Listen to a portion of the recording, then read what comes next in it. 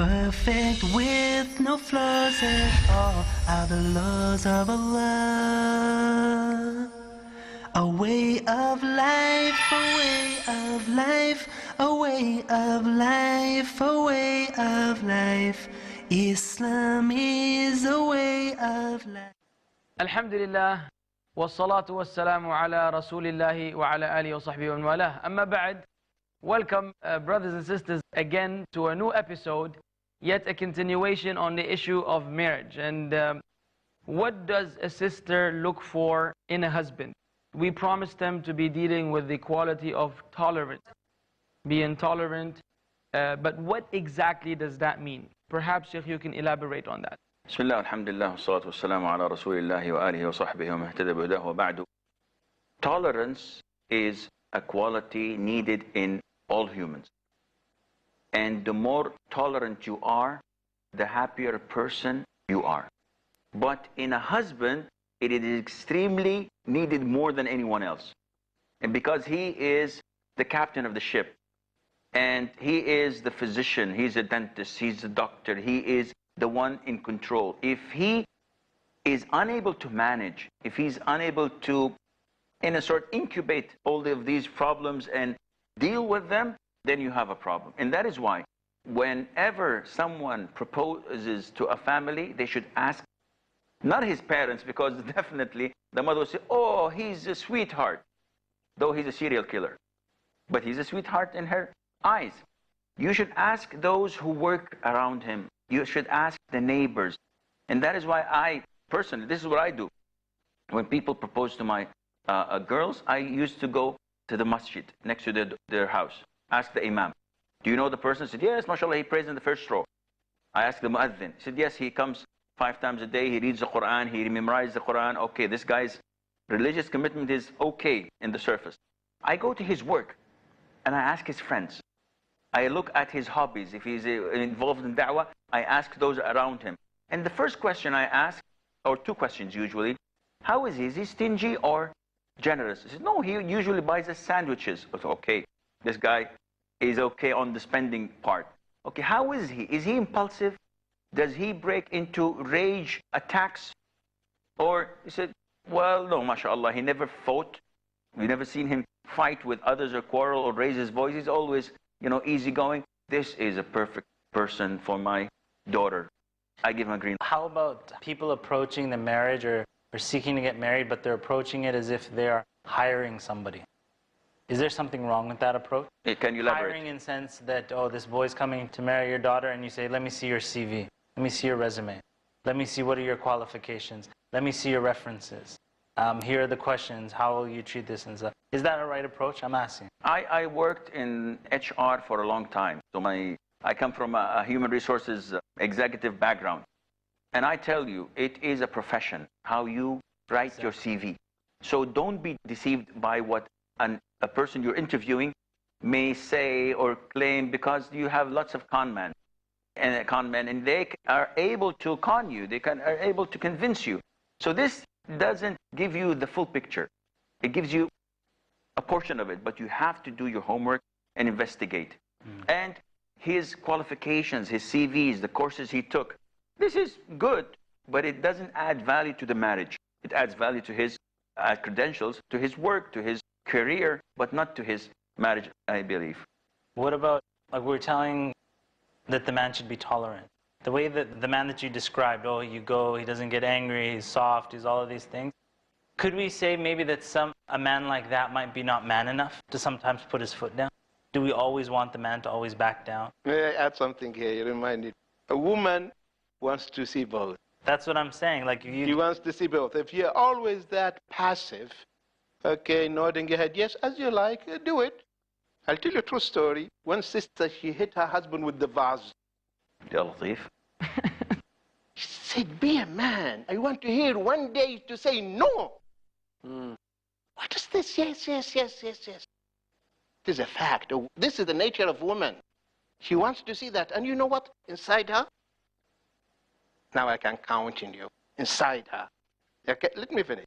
So this is very important. Very important. Being tolerant is something.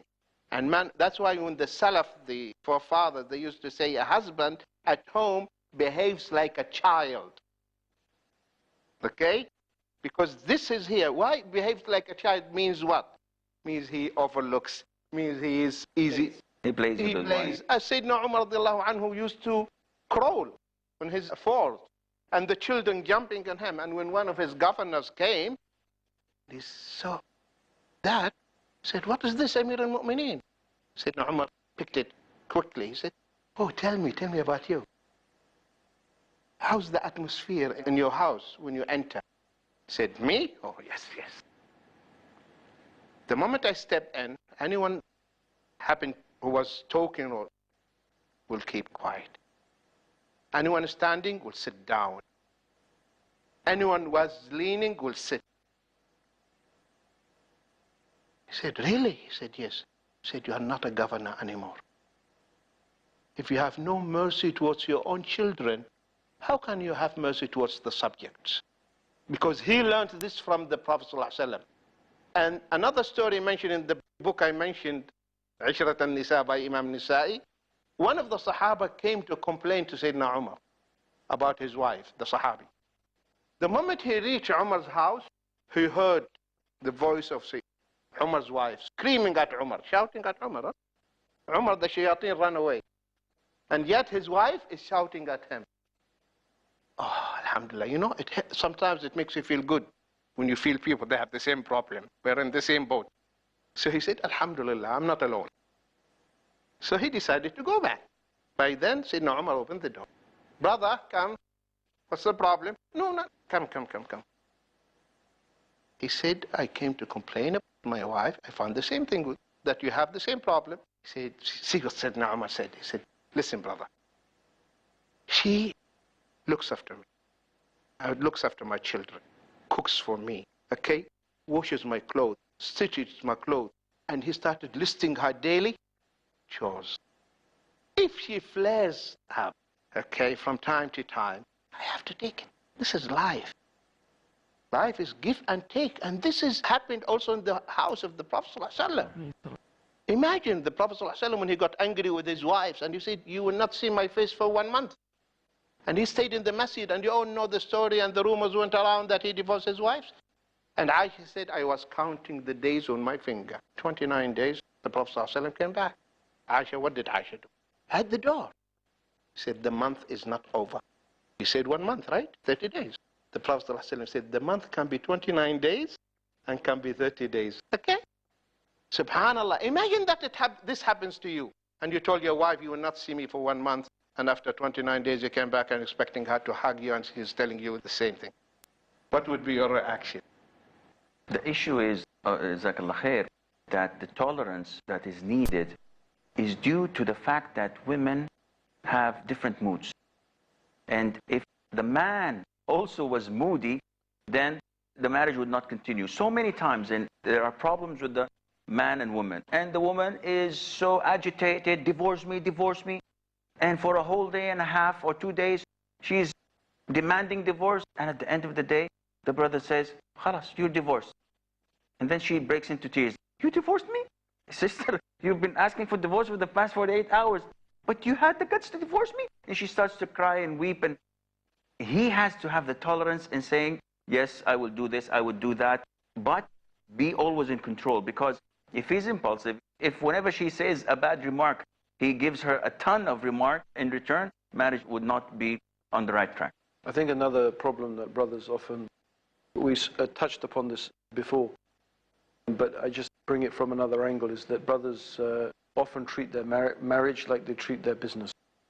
So, you know, it's like a management. So if you're a manager, you deal with management, you come home, you want to manage the house, you want to manage your wife. And this is the thing, is that women don't respond to things in the same way. You know, often, and this is a major problem that actually men and women both have this problem, that, you know, sometimes you think when your wife's offloading a lot of problems on you, she's saying, oh, this happened and this happened and this, and the man is sitting there thinking, okay, because it's the man, he puts his thinking cap up and he's saying, okay, now how do we manage this? And, you know, I'm going to find some solutions for this problem. And she doesn't want any solutions. She just wants you to sit there and listen to her offloading her and just go, that's right. Yeah, okay, I see. And so you're saying, yeah, that's right. But the man thinks, no, I have to put my solution cap on and I have to manage this whole situation. And I remember my sister-in-law actually said to my brother-in-law, listen, he started offering solutions. She said, shut up, I just want to tell you my problems. I don't want any solutions. So again, I think that sort of tolerance and that sort of empathy, that just being able to sort of relate a little bit to your wife and what she's been going through in the day is very, very important as well. Alhamdulillah. Well, we're going to have to go for a break. And so it seems that men have a lot of qualities to gain in order to fit the description of the righteous and pious and husband with a good character. So inshallah we'll elaborate further after the break. Stay tuned. A way of life, a way of life. Assalamu alaikum wa rahmatullahi wa barakatuh. Welcome back. So tolerance, being tolerant, covered, alhamdulillah. Does the husband have to be strong? Does he have to be trustworthy? Or, this is irrelevant to the criteria. Well, this is mentioned in the Quran, as we mentioned in the beginning, that Allah Azza wa Jal said in the Quran, verily the best of men to hire is the strong and the trustworthy. This is been said by one of the two women who were trying to water their flock, and Moses, peace be upon him, came and gave them a helping hand and left. So they went back to their father, who was old, and they told him, why don't you hire this strong man who is trustworthy, because he's not, sending his gaze and looking at us and checking us out. The guy was walking in front of us. He did not even address us directly. He lowered his gaze.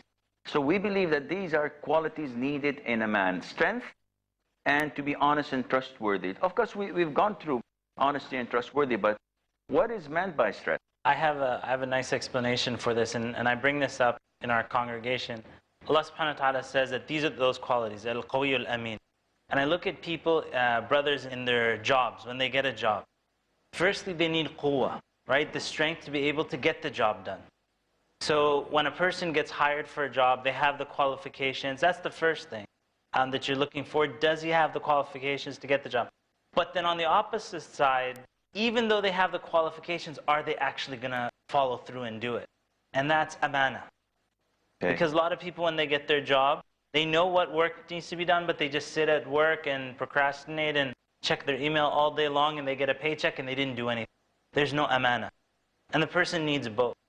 And so brothers need to understand that you need to have the strength, be able to do what you need to do, and at the same time the amana to fulfill your rights. In the context of, it seems like we're hiring someone, but in the context of the wife, how does she benefit from him being strong, him having amana? How does that How to fit gain in? his strength? I want to say, even though we're talking about business, and we're almost like approaching this as if we're walis, talking on behalf of the woman. If this guy doesn't have amana at work, and he doesn't fulfill his rights, he's going to lose his job, and he's not going to, pattern is going to continue at the home. So even though we're saying it might sound like a business context, we're taking emotions out of it, and we're saying we want you to be married to somebody who has the strength and has the amana, and he can continue this in his Surely, but now let's, on the sister's end, her point of view. How does that fit in? How does she identify? This is, we're talking about what to look for. She found out that this person is strong. Are we talking about physical strength? Are we talking about spiritual strength? Are we talking about what? Mental strength? And then trustworthy. And in what sense? That he's not going to cheat on her, that he's going to keep up with his promises, he's not going to get a second wife. Because some sisters think that the idea of getting a second wife is betrayal. And therefore he is not trustworthy. And so we have a lot of misconceptions that are present amongst the people. Maybe we can deal with them one by one. Well, the strength essentially is a general terminology. And the Prophet says, Al-mu'min al-qawi khayrun inda Allahi wa hab min al-mu'min al-da'if. The strong believer is more preferred to Allah Azza wa Jal than the weak believer. وَفِي كُلٍّ خَيْرٍ. And both have, inshallah, enough goodness in them. So the first thing that comes into mind is the strength of religion. So if I marry someone who is 6'4" and has lots of muscles, but his religious commitment is weak, then this is not what it is meant. He has to be, first of all, strong in his religious commitment. He has to be physically fit. So again, if a sister marries someone who is physically unfit, he's unable to work, he's unable to gain money, he's unable to fulfill her natural desires. He's an impotent. So he's not strong. He has to be also strong in being able to take the right decisions. So if she marries someone who's physically strong, who is rich, but he's unable to direct the family to the right path, and he always makes the wrong decisions, he doesn't consult, he doesn't do his very best to find the best thing for his family, then definitely he is not qualified to lead. In your HR experience, how do you find people like that? Like The way you're saying, that they're able to fulfill what they... Because see, the thing is, brothers, maybe they're looking to get married and they're very young. And the way that we're talking, you're talking about a mature person who's gone through many hardships in life and has finally figured out this is what they need to do. But sometimes at that stage in their life, they don't have these qualities. there are qualities there are decisions in their lives that give us an idea, a glimpse of what the future might hold for them. Exactly, and I'm saying, what are those?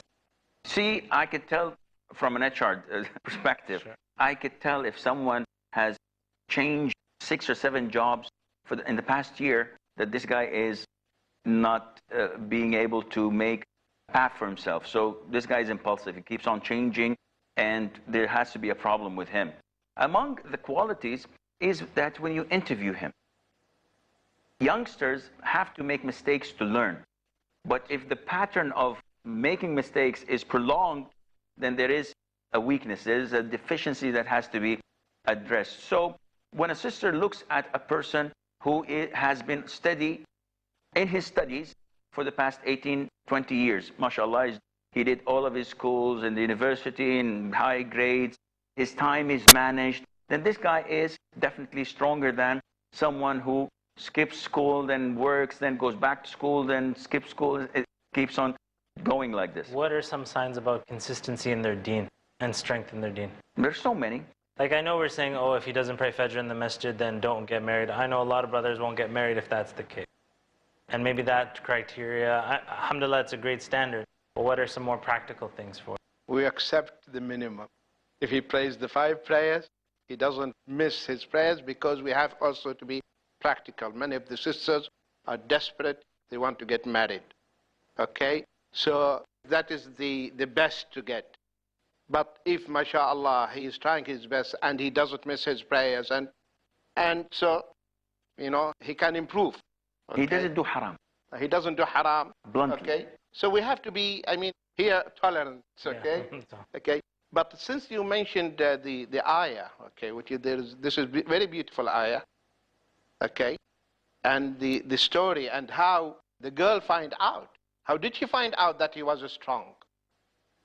Okay, because here in this context, it is the physical strength that she is referring to, because the commentator, they said, first of all, what they call, I think they call this gallantry in Shahama? Gallantry, yeah. Yeah, gallantry in English, yeah. That he found those 2 sisters, tending their flock of sheep, away from the men, okay, sisters? Away from the men, they're not mixing with the men. So he approached them. Because the reason he approached them, that there must be a reason why they are out. Because normally it is the man who does these things, not the woman. So he said, "Ma khatbukuma?" What's wrong with you? Why are... So they explained to him that we don't have, men. Our father is old. And we cannot water our flock of sheep till the men leave. So he looked and he saw another well, covered. They said he took the lid, the cover, with one hand. Musa alayhi salam. That's why, فَوَكَزَهُ MashaAllah. So he just hit him and the man fell dead. And he hoisted the bucket and gave water, etc. And he went and sat in the shade, and they went early. The father said, "What's this? You are so early today." And they told him the story. He said, "Go and call him." فَأَتَتْهُ إِحْدَاهُمَا. Listen, sisters. تَمْشِي عَلَى istihya, Allahu Akbar. So one of them came walking in a state of haya, modesty, bashfulness, shyness. Not even looking at him. That my father is inviting you. So now here, how she found about his amana, his trustworthiness. Musa said, don't walk in front of me, walk behind me, and don't talk to me. You want me to go to the right? Throw a pebble. They'll go to the right. To the left, throw a pebble till they reach. Immediately the girl said, Ya abati istajir. Oh, my father, hire him. This is the best. He's strong, he can look after us, he can protect us, and he is trustworthy. And the father was smart, rahimahullah. He realized that the girl is hinting what? For marriage. Getting me married. So immediately he realized that he wants to get married. So he got him married to one. So the story is so beautiful. You know, this reminds me actually on the topic of amana. And I know, like, we're fathers here. One thing that I have in my mind, that if a man ever comes to propose to my daughter, and then I find out that he was talking to my daughter without my permission, I would automatically say he doesn't have amana. Exactly. And I would reject him just on that. And I think that a lot of sisters need to be told about this, that if a brother's coming and talking, and I know the situation is hard in different situations, but inshallah ta'ala, if you have a good wali, that you want a brother that you're going to get married to, a boy, a man that has amana, and he's not going to bypass the wali like. Other qualities which the sister should look for. He has to be cooperative with the wife, especially in terms of teaching and learning. I guess this should trigger the discussion in the next episode about the in-laws and the relationship between husband, wife, and the parents of both, and what should one look for in that sense. So Jazakumullah khair for tuning in, and we will catch you in the next episode. Bi-idhnillahi ta'ala. Wassalamu alaikum wa rahmatullahi wa barakatuh. A way of life.